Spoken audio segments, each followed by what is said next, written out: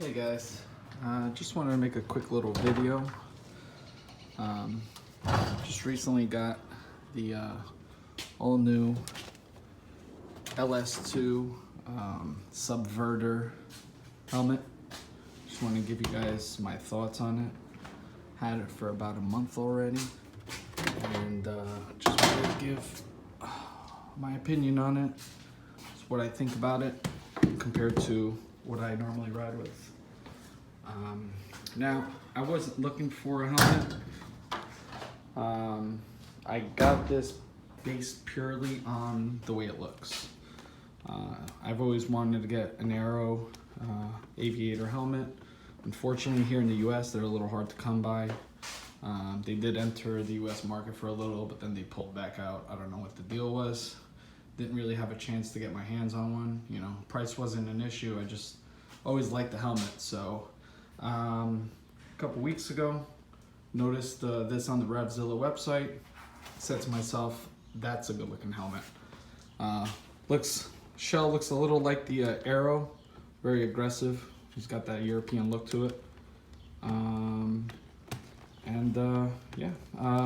It looks, it's a great looking helmet. This is my Fox V4.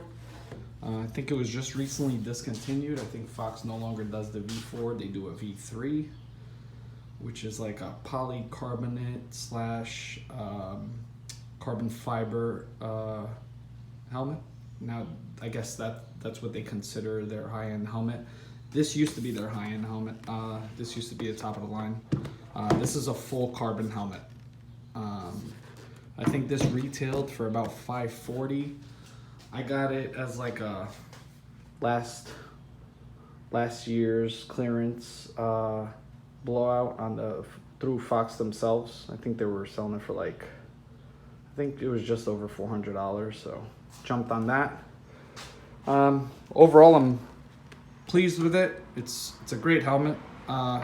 You know, it's pretty light. But now I want to compare it to the LS2. Because even though there's a big price difference, this is a retail $540 helmet. I think everybody sells it. Sold it for about $500 before it was discontinued. And this is a $200 helmet. This is the triple X graphics, so this I think I paid about $200 for it. I mean, as far as shell goes, this is a polycarbonate shell. That's a full carbon fiber shell. So you're gonna have better materials on this. The inside, as far as the liners go, I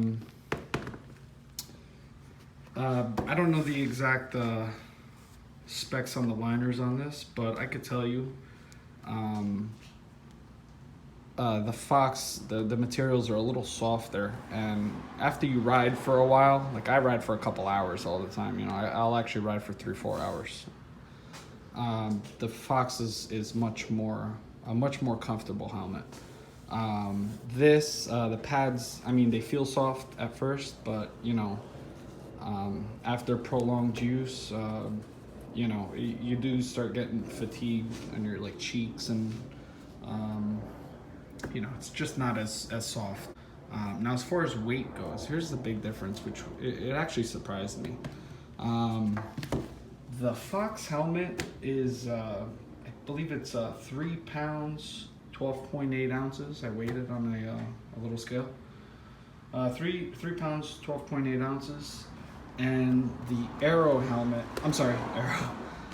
The LS2 helmet is actually 3 pounds, 6.6 ounces. So it's actually lighter than the Fox, which is surprising.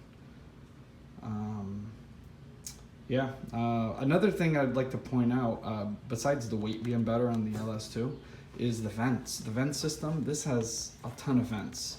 Now, I mean, I'll put the specs down on the video, but I don't have the exact amount of vents when comparing both helmets, but I mean, you could just tell just by looking at them. The LS2 is going to have a ton more vents compared to the Fox. Yeah, you could feel it right away when you put that helmet on a warm day. Those vents are definitely going to keep you cool compared to the Fox. But yeah, look how sexy that helmet looks. I just love the way it looks. I love the graphics. This actually came with these pieces that are like sort of like black chrome. It actually came with these in white. This one here, and it came with these extra in a little bag to switch out. And I like the way they look,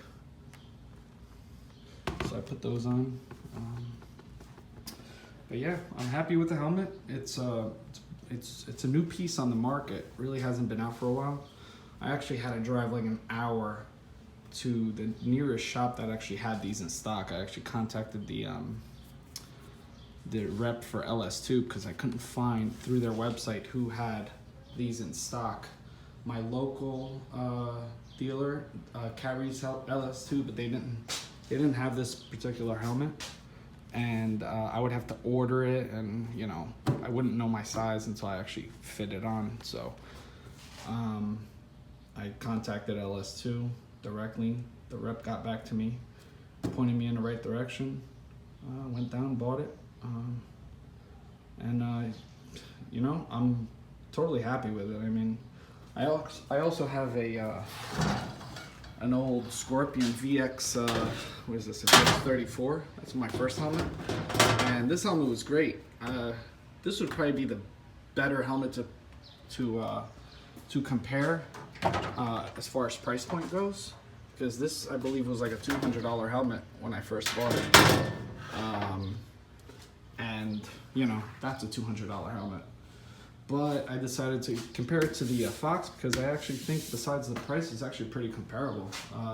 Overall, I think that LS2 is a better overall helmet, and I love Fox, man. I mean, I have everything Fox, you know, Fox. I just have a ton of Fox equipment. Love the brand, you know. Also, because of the design, I guess it's the aerodynamic design of this helmet compared with the Fox. I actually feel like this performs a lot better on at highway speed, or when you're up to speed on the bike, you know, 40, 50 miles an hour. You notice a huge difference with the LS2 over the Fox.